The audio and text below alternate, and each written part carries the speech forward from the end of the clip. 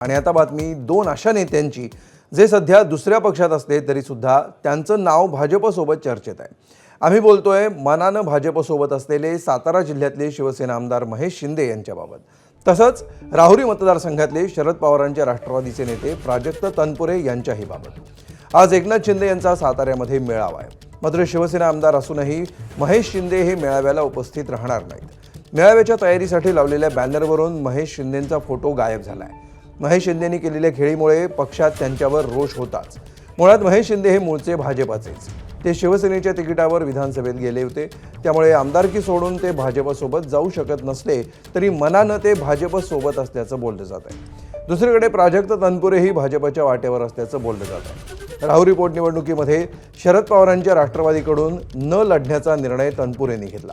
नजीकच्या काळातील त्यांची वक्तव्य पाहता ते भाजपच्या वाटेवर असल्याचं बोललं जात आहे। तर आता पोटनिवडणुकीमध्ये ते जी भूमिका घेतील ती मान्य असेल असं कार्यकर्त्यांनीही आज स्पष्ट केलं आहे।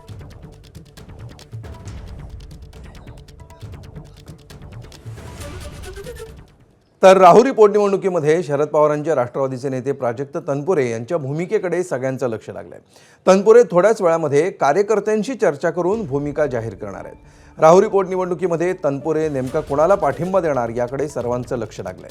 मतदारसंघातील निवडक कार्यकर्त्यांसह ते संवाद साधणार आहेत। तनपुरेंच्या भूमिकेमुळे कार्यकर्ते मात्र संभ्रमात आहेत। आज मुख्यमंत्र्यांची अक्षय कर्डिलेंसाठी प्रचार सभा आहे। तनपुरे मुख्यमंत्र्यांची भेट घेणार का याची आता उत्सुकता आहे।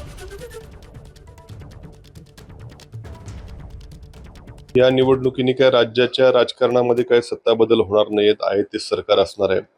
आणि मग इथल्या काही स्थानिक प्रश्नावरती मी थांबायची भूमिका घेतली। स्वर्गीय शिवाजीराव कर्डिले यांचं निधन झालं होतं, त्याबद्दलची देखील सहानुभूती होती। सर्व बाबीवरती मी 6 तारखेला माझी भूमिका स्पष्ट केलेली आहे। पण आता कार्यकर्त्यांमध्ये सर्वांमध्ये संभ्रम आहे, नेमकं काय करायचं काय नाही। म्हणून आज दिवसभर तालुक्यातल्या सगळ्या गावातल्या लोकांना वेळ देऊन बोलवलेलं आहे। त्यांची काय मतं जाणून घेऊन त्याप्रमाणे संध्याकाळपर्यंत भूमिका स्पष्ट होईल। एबीपी माझा, उघडा डोळे बघा नीट।